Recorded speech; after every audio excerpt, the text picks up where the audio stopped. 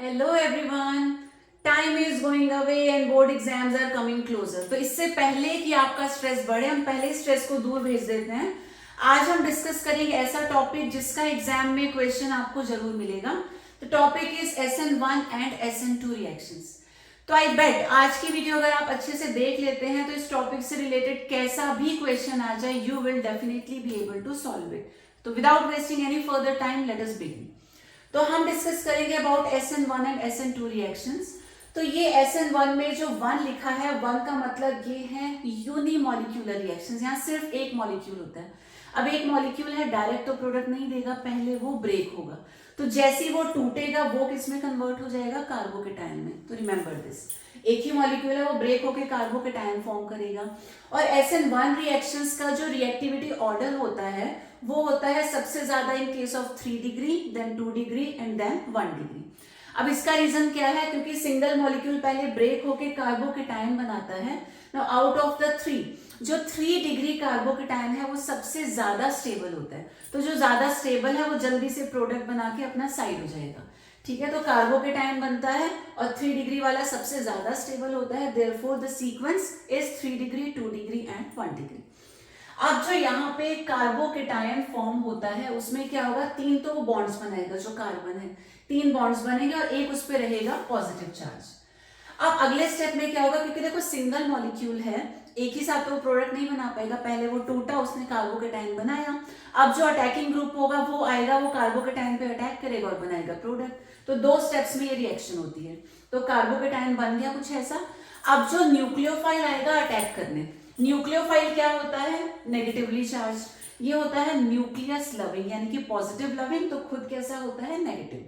क्योंकि ये नेगेटिव है तो पॉजिटिव की तरफ बहुत जल्दी आएगा रिएक्ट करने। अब इसके पास 2 ऑप्शंस अवेलेबल हैं। ये जो कार्बोकेटायन फॉर्म हुआ है ये sp2 हाइब्रिडाइज्ड है और साथ ही साथ ये कैसा है? प्लेनर मॉलिक्यूल है।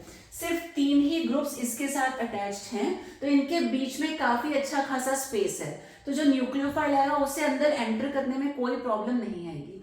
तो न्यूक्लियोफाइल क्या करेगा? इस कार्बोकेटायन के सामने से भी अटैक करने आ सकता है और बैक साइड से भी अटैक करने आ सकता है। 2 रास्ते इसके लिए ओपन है। तो क्योंकि 2 साइड से अटैक पॉसिबल होता है, देयरफॉर इस केस में हमेशा फॉर्म होता है रेसिमिक मिक्सचर। इसके बाद अगर SN2 की बात करें तो ये जो 2 है, 2 का मतलब बाय मॉलिक्यूलर। यहाँ पे हमारे पास 2 मॉलिक्यूल्स होते हैं। क्योंकि 2 मॉलिक्यूल्स होते हैं, डायरेक्ट आके भी एक दूसरे से रिएक्ट करेंगे तो एक ही स्टेप में हमारी रिएक्शन कंप्लीट हो जाती है। तो इसको कुछ ऐसे समझते हैं। मान लो हमारे पास ऐसा कोई एक मॉलिक्यूल है जहां पे मैंने ये 3 बल्की ग्रुप्स अटैच कर रखे हैं। तो ये मैंने 3 डिग्री वाला एल्काइल हैलाइड लिया। अब इसमें जब कोई न्यूक्लियोफाइल अटैक करने आएगा तो 2 चीजों का आपको ध्यान रखना है। पहला ये कि जो न्यूक्लियोफाइल है वो खुद नेगेटिव है और ये जो हेलोजन हमने शो किया है ये भी नेगेटिव है। तो नेगेटिव नेगेटिव में हो जाएगा रिपल्शन। इसका मतलब न्यूक्लियोफाइल जो है इस क्लोरीन की साइड से तो अंदर आ ही नहीं पाएगा, बिकॉज रिपल्शन होगा तो पास आने की कोशिश करेगा तब भी उसको दूर जाना पड़ेगा। तो पहली चीज, सेम साइड से कभी भी अटैक नहीं होता। दूसरा, अब ये न्यूक्लियोफाइल आएगा बैक साइड से अटैक करने, लेकिन बैक साइड में क्या प्रॉब्लम है? बल्कि ग्रुप्स है यहाँ पर, तो उसे अंदर एंटर करने की जगह ही नहीं मिलेगी। ठीक है, रिपल्शन हो जाएगा, यहाँ पे स्टेरिक हिंड्रेंस हो जाएगा, तो एंट्री हो ही नहीं पाएगी। ऑन दी अदर हैंड, अगर हम कोई 1 डिग्री एल्काइल हैलाइड लेकर के चले तो यहाँ पे 3 छोटे छोटे हाइड्रोजन हैं, ये 1 डिग्री हो गया।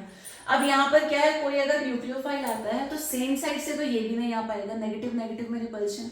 बट अगर ये बैक साइड से आने की कोशिश करेगा तो there is sufficient space in between, क्योंकि ये छोटे छोटे ग्रुप्स हैं, बीच में इनफ स्पेस है जहां से वो एंटर कर जाएगा। देयरफॉर यहाँ का जो रिएक्टिविटी ऑर्डर होता है वो होता है 1 degree, then 2 degree, then 3 degree. क्योंकि 2 मॉलिक्यूल्स ने एक साथ रिएक्ट करना है तो छोटे वाले ग्रुप्स के बीच में से उसके लिए आ पाना थोड़ा सा इजी है। तो ये सीक्वेंस आपको याद रखना है। ठीक, उसके बाद अब यहाँ पे एक चीज और होती है कि जो न्यूक्लियोफाइल है, देखो सेम साइड से तो वो आ ही नहीं पाएगा, उसे बैक साइड से आना है। तो जब न्यूक्लियोफाइल बैक साइड से आएगा, क्लोरीन तो चला गया, ये जाएगा तभी नया न्यूक्लियोफाइल अंदर एंटर करेगा। तो यहाँ पे ये 3 तो हाइड्रोजन है, मान लो न्यूक्लियोफाइल भी इसके अंदर आकर के जुड़ गया तो ये बड़ा अजीब सा स्ट्रक्चर हो गया। एक साइड में बहुत ज्यादा क्राउडिंग है, एक साइड पूरी खाली है। अब VSEPR थ्योरी हम पढ़ चुके हैं, उसके अकॉर्डिंग क्या है? जो भी ग्रुप्स होते हैं किसी भी मॉलिक्यूल में वो अपने आप को मैक्सिमम डिस्टेंस पे अरेंज कर लेते हैं ताकि स्टेरिक हिंड्रेंस ना हो, रिपल्शन कम से कम हो। अब क्या होगा, ये तो जी नए मेहमान है, अब ये तो कहीं और जाएंगे, ये तो पता ही नहीं जाना कहाँ है।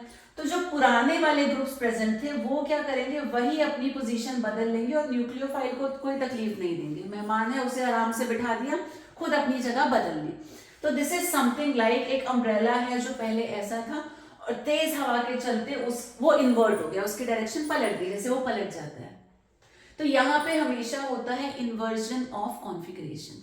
तो SN1 के केस में रेसिमिक मिक्सचर फॉर्म होता है, जबकि SN2 के केस में इन्वर्जन ऑफ कॉन्फिगरेशन होता है। तो एक बार समराइज कर लेते हैं, दो टाइप की रिएक्शंस हैं nucleophilic substitution reactions, SN1 and SN2। SN1 में एक मॉलिक्यूल, इसलिए दो स्टेप्स में रिएक्शन होगी। पहले स्टेप में बनेगा कार्बोकेटाइन और 3 डिग्री वाला सबसे ज्यादा स्टेबल होता है, therefore stability reactivity order is 3 degree, 2 degree and 1 degree.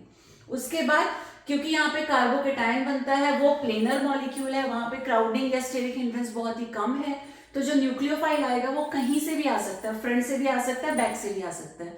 तो दोनों साइड से 50-50 चांसेस हैं, तो यहाँ पे बनता है racemic mixture. On the other hand SN2 में 2 का मतलब दो मॉलिक्यूल्स, बायोमॉलिक्यूलर है, दो मॉलिक्यूल्स हैं, एक साथ रिएक्ट करेंगे तो एक ही स्टेप में रिएक्शन हो जाएगी। अब क्योंकि एक साथ रिएक्ट करना है तो क्राउडिंग में तो एंटर कर पाना मुश्किल है, तो 3 डिग्री में तो बहुत मुश्किल है कि SN2 रिएक्शन हो, लेकिन अगर 1 डिग्री वाला मॉलिक्यूल है हमारे पास, वहां बीच में से इनफ स्पेस है, रिएक्शन हो जाएगी।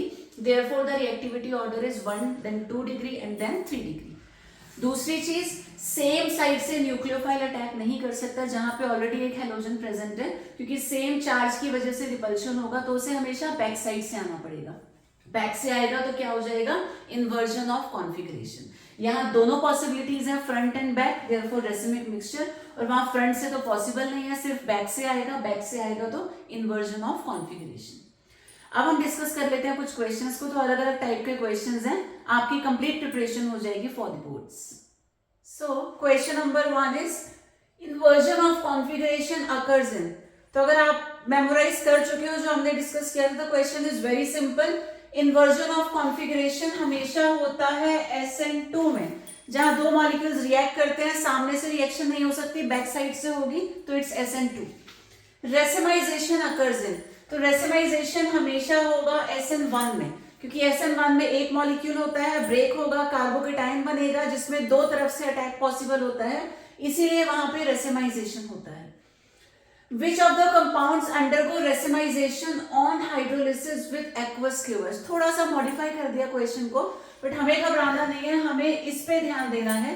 तो वो रेसिमाइजेशन की बात कर रहे हैं और हमें पता है रेसिमाइजेशन SN1 में होता है, और SN1 की सीक्वेंस होती है 3 degree, 2 degree and then 1 degree. तो जितने भी ऑप्शंस गिवन है पहले सबकी डिग्री फाइंड कर लेते हैं। तो हेलोजन वाला कार्बन एक ही कार्बन से जुड़ा है, दिस इज 1 डिग्री, ये भी 1 डिग्री में ही काउंट हो जाएगा। यहाँ पे हेलोजन वाला कार्बन अगेन एक ही कार्बन से डायरेक्टली जुड़ा है, दिस इज 1 डिग्री। और लास्ट केस में जो हेलोजन वाला कार्बन है ये दो तरफ कार्बन से जुड़ा है, दिस इज 2 डिग्री। तो यहाँ तीनों में 1 डिग्री है, वहां पे 2 डिग्री है, तो as per the sequence 2 degree जल्दी रिएक्ट करेगा, therefore the option D is correct. Now the next question, which will undergo SN1 reaction faster. Again SN1 के केस में हमें पता है सीक्वेंस ये रहता है, तो इसी सीक्वेंस पे हमको ध्यान देना है। अब जो ऑप्शंस है वहां देख लेते हैं। तो हेलोजन वाला जो कार्बन है वो 3 कार्बन से जुड़ा है, 3 डिग्री। हेलोजन वाला कार्बन 2 कार्बन से जुड़ा है, 2 डिग्री। हेलोजन वाला कार्बन एक ही कार्बन से जुड़ा है, 1 डिग्री। एंड हेलोजन वाला कार्बन एक कार्बन से जुड़ा है, दिस इज अगेन 1 डिग्री। तो सीक्वेंस के अकॉर्डिंग सबसे फास्ट रिएक्शन होती है 3 डिग्री की, therefore option A is correct. In the next question, which is more reactive towards SN1 reaction. Again SN1 की बात हो रही है, तो हमें फिर से याद रखना है द सीक्वेंस इज 3 to 1। अब यहाँ ऑप्शंस है हमारे पास, इनको चेक कर लेते हैं। तो हेलोजन वाला कार्बन एक कार्बन से जुड़ा है, 1 डिग्री। हेलोजन वाला कार्बन बेंजीन रिंग से जुड़ा है। हेलोजन वाला जो कार्बन है वहां पे अब दो बेंजीन रिंग्स आ गई, ठीक है। ब्रोमीन इससे जुड़ा होगा और इसके साथ 2 बेंजीन रिंग्स हैं। और यहाँ पे हेलोजन वाला जो कार्बन है वो 2 तरफ कार्बन से जुड़ा है, बट एक वहां पे बेंजीन रिंग है। तो ये थोड़ा सा डिफरेंट टाइप ऑफ क्वेश्चन हो गया। यहाँ पर अब क्या है, we have to answer on the basis of resonance. अब हमें पता है बात हो रही है SN1 की, SN1 के केस में कार्बोकेटाइन हमेशा फॉर्म होता है, तो हम देखेंगे किस केस में कार्बोकेटाइन सबसे ज्यादा स्टेबल है। ठीक है, तो लाइक यहाँ पे 3 जगह पे हमको बेंजीन रिंग्स नजर आ रही हैं, तो आपको पता है जहां भी बेंजीन रिंग होती है वहां पे डीलोकलाइजेशन होता है और स्टेबिलिटी होती है। यहाँ तो बेंजीन रिंग है ही नहीं, इसको छोड़ देंगे। यहाँ पे एक है, यहाँ पर भी एक है, यहाँ पे 2 बेंजीन रिंग्स हैं, तो जितनी ज्यादा रिंग्स उतनी ज्यादा कार्बोकेटाइन की स्टेबिलिटी, उतनी जल्दी रिएक्शन होगी। Therefore option C is correct. Now the next case, which would undergo SN1 faster. फिर से SN1 का ही क्वेश्चन है, तो SN1 में अगेन क्या है, 3, 2, 1 इज द सीक्वेंस। आप ऑप्शंस को देख लेते हैं, तो हेलोजन वाला ये जो कार्बन है ये 2 तरफ कार्बन से जुड़ा है, this is 2 degree, and halogen वाला ये कार्बन एक ही कार्बन से जुड़ा है 1 डिग्री। तो ऑप्शन के according 2 degree is more stable, therefore this will react faster in SN1। Now the next question is which will react faster in SN1। अब कई सारे ऑप्शंस हैं, सब में SN1 की ही बात हो रही है, तो SN1 में अगेन हमें क्या याद रखना है, द सीक्वेंस इज 3, 2, 1। अब यहाँ पर पहला ऑप्शन है हमारे पास CH3 CH2 CH2 Cl, और दूसरा ये गिवन है जहां पे एक डबल बॉन्ड है। तो पहले डिग्री चेक कर लेते हैं, तो हेलोजन वाला कार्बन एक ही कार्बन से जुड़ा है 1 डिग्री, हेलोजन वाला कार्बन अगेन एक ही कार्बन से जुड़ा है 1 डिग्री। अब डिग्री के बेसिस पे तो आइडेंटिफाई कर पाना बहुत मुश्किल है, तो हमें हिंट कहां से मिलती है, इस डबल बॉन्ड से। पहले ऑप्शन में डबल बॉन्ड नहीं है, तो वो सिंपल सा एक मॉलिक्यूल है, वेयर एज सेकेंड केस में हमारे पास एक डबल बॉन्ड है। तो अगर हम यहाँ से क्लोरीन को रिमूव करें, क्योंकि बात SN1 की हो रही है, हमें याद रखना है SN1 में कार्बोकेटाइन फॉर्मेशन होता है, तो जैसे ही ये जाएगा यहाँ पे पॉजिटिव चार्ज आ जाएगा, that positive charge will be stabilized by this double bond। तो कॉन्जुगेशन के बारे में आपने पढ़ा होगा, तो यहाँ पॉजिटिव चार्ज होगा, फिर एक बॉन्ड छोड़ के डबल बॉन्ड है, ये हो गया कॉन्जुगेशन, जिसकी वजह से the molecule is going to become stable, therefore this is the correct option. In the next case, halogen वाला कार्बन एक कार्बन से जुड़ा है 1 डिग्री, हेलोजन वाला कार्बन 2 तरफ कार्बन से जुड़ा है 2 डिग्री, तो as per the sequence 2 degree वाला जल्दी रिएक्ट करेगा, बिकॉज SN1 की बात हो रही है। सिमिलरली नेक्स्ट क्वेश्चन हमारे पास है, तो हेलोजन वाला कार्बन एक कार्बन से ही अटैच्ड है, दिस इज 1 डिग्री, हेलोजन वाला कार्बन 2 तरफ कार्बन से जुड़ा है, this is 2 degree. Again sequence हमारे सामने है, 2 degree is the answer. Halogen वाला कार्बन 1, 2, 3 कार्बन से जुड़ा है, this is 3 degree, and halogen वाला कार्बन 2 तरफ कार्बन से जुड़ा है, दिस इज 2 डिग्री, तो 3 degree will react faster. In the next case, halogen वाला कार्बन 2 कार्बन से जुड़ा है, हेलोजन वाला कार्बन 1 कार्बन से जुड़ा है, तो 2 degree should be the answer. Next वाले में हेलोजन वाला कार्बन 3 तरफ कार्बन से जुड़ा है, दिस इज 3 डिग्री, हेलोजन वाला कार्बन 1 कार्बन से जुड़ा है 1 degree, as per the sequence again 3 degree will react faster in SN1। Next case में हेलोजन वाला जो कार्बन है वो एक ही कार्बन से जुड़ा है, हेलोजन वाला कार्बन एक ही कार्बन से जुड़ा है, दोनों 1 डिग्री के केसेस हैं, लेकिन यहाँ हमारे पास आया benzene ring, ring always leads to stability, तो ये ज्यादा स्टेबल है, therefore this will be the answer. Last case में हेलोजन वाला कार्बन 3 कार्बन से जुड़ा है, इट्स 3 डिग्री, और हेलोजन वाला कार्बन 3 कार्बन से जुड़ा है, दिस इज अगेन 3 डिग्री। अब दोनों की डिग्री जो है बिल्कुल सेम है, आप कैसे चेक करेंगे हम लोग, एक में ब्रोमीन एक में आयोडीन, तो जो बिगर है, ब्रोमीन थोड़ा सा छोटा है, ये स्ट्रॉन्ग बॉन्ड बनाएगा, आयोडीन थोड़ा सा बड़ा है, इसका बॉन्ड वीक होगा, तो जो बॉन्ड वीक है वो जल्दी ब्रेक होगा, वो जल्दी रिएक्ट करेगा, this is the answer. And remember one thing, इसको हम बोलते हैं iodine is a better leaving group, जो बड़ा है वो जल्दी टूट के जाएगा, it's a better leaving group. अब थोड़ी सी बात कर लेते हैं SN2 की, तो विच वुड अंडरगो SN2 फास्ट। अब SN2 में क्या होता है, the sequence is 1 degree 2 degree 3 degree, क्योंकि यहाँ पे 2 मॉलिक्यूल्स एक साथ टकराते हैं तो क्राउडिंग कम होनी चाहिए। क्वेश्चंस देखते हैं, CH3 CH2Br या CH3 CH2I।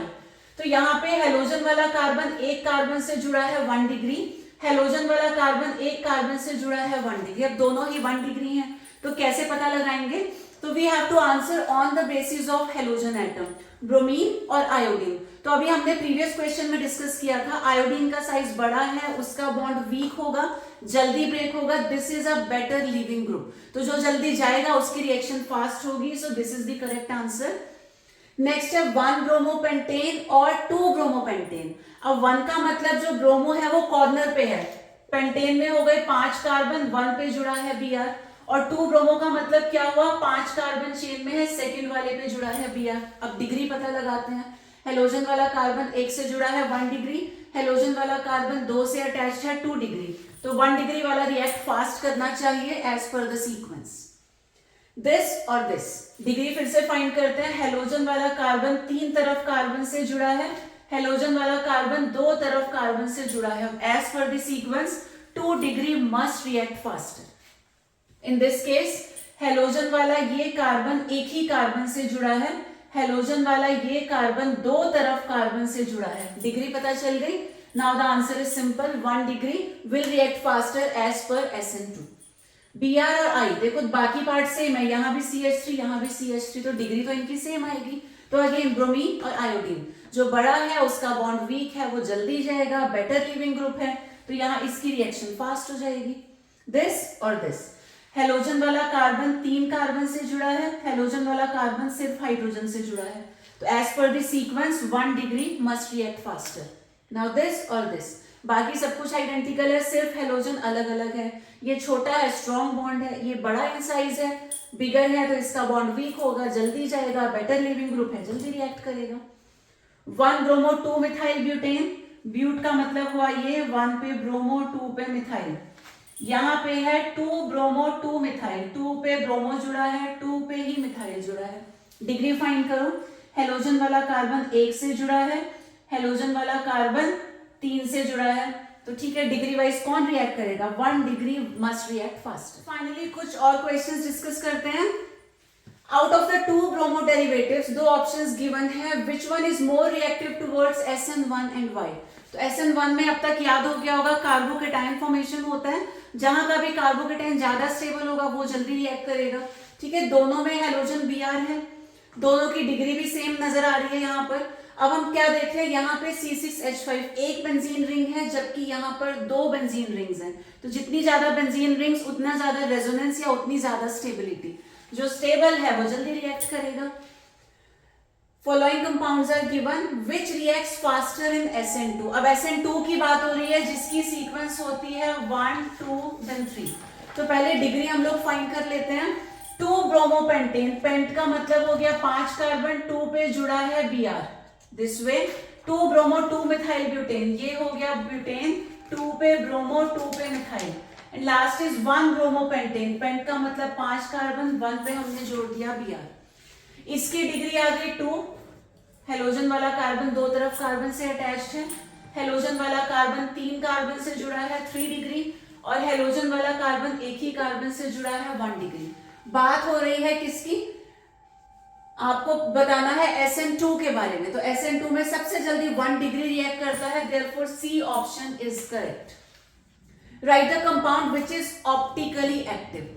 अब ये कुछ नया आ गया यहाँ पर, ऑप्टिकली एक्टिव में आपको याद रखना है वो कंपाउंड ऑप्टिकली एक्टिव होता है जिसके पास अलग अलग ग्रुप्स अटैच्ड होंगे, यानी कि कम से कम एक कायरल कार्बन होगा। तो यहाँ पे क्या हो रहा है, अगर हम फर्स्ट वाले कंपाउंड को देखें, यहाँ पे H होगा, ये CH3 है, इधर अलग पार्ट है, तो अगर हम इस वाले कार्बन को चेक करें, इधर CH3, एक तरफ हाइड्रोजन है, एक तरफ ये प्रोपाइल जुड़ा है, एक तरफ Br है, तो इस कार्बन के पास 4 अलग अलग ग्रुप्स प्रेजेंट हैं, इसको बोलते हैं कायरल कार्बन।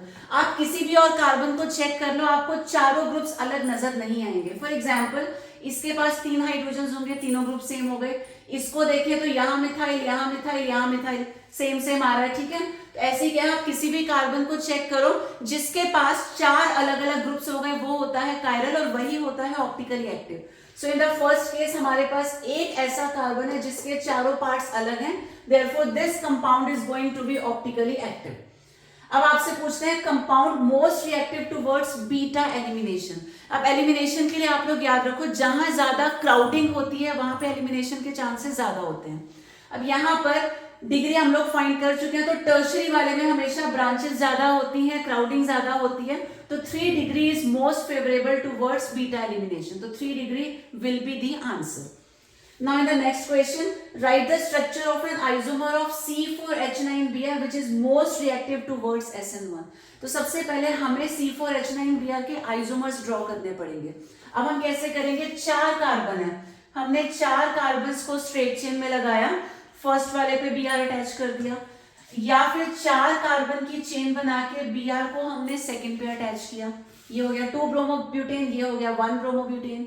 आप थर्ड पे अटैच करेंगे तो वो इधर से सेकंड हो जाएगा, उसका फायदा नहीं है. 4 की चेन कंप्लीट हो गई, अब 3 की चेन बना देते हैं, एक कार्बन को हमने ब्रांच में लगा दिया. अब इसमें ब्रोमीन को अटैच करके देखते हैं, एक ऑप्शन ये है और दूसरा ऑप्शन क्या है, सेंटर वाले से हम Br को अटैच कर दें. तो सारे आइसोमर्स हमने ड्रॉ किए. बात हो रही है SN1 की. SN1 में हमें पता है द सीक्वेंस इज 3 to 1. आप सबकी डिग्री फाइंड कर लेते हैं. हेलोजन वाला कार्बन 1 से जुड़ा है 1 डिग्री, हेलोजन वाला कार्बन 2 से जुड़ा है 2 डिग्री, हेलोजन वाला कार्बन 1 से जुड़ा है 1 डिग्री, हेलोजन वाला कार्बन 3 से जुड़ा है 3 डिग्री. तो ऑब्वियसली आंसर हमें समझ में आ गया, ये जो लास्ट वाला ऑप्शन है that will be most reactive towards SN1. Now the last question, कुछ कंपाउंड्स हमको गिवन है, वो बात कर रहे हैं SN2 की. SN2 की सीक्वेंस होती है 1 2 3. तो यहाँ पे देख लेते हैं 2 ब्रोमोपेंटेन, पेंट का मतलब 5 कार्बन, 2 पे Br है. 1 ब्रोमोपेंटेन, पेंट का मतलब 5 कार्बन, 1 पे है Br. देन ब्यूटेन, 2 पे ब्रोमो और 2 पे मिथाइल. तो ऐसे कंपाउंड्स हैं हमारे पास. अगेन डिग्री को फाइंड करते हैं. हेलोजन वाला कार्बन 2 कार्बन से जुड़ा है, हेलोजन वाला कार्बन आगे 1 कार्बन से जुड़ा है, और हेलोजन वाला कार्बन 3 तरफ कार्बन से जुड़ा है. डिग्री समझ में आ गई. अब आंसर हमें पता है, क्योंकि बात हो रही है SN2 की, सबसे जल्दी 1 डिग्री रिएक्ट करता है, दिस वन इज 1 डिग्री, तो ये हमारा आंसर है.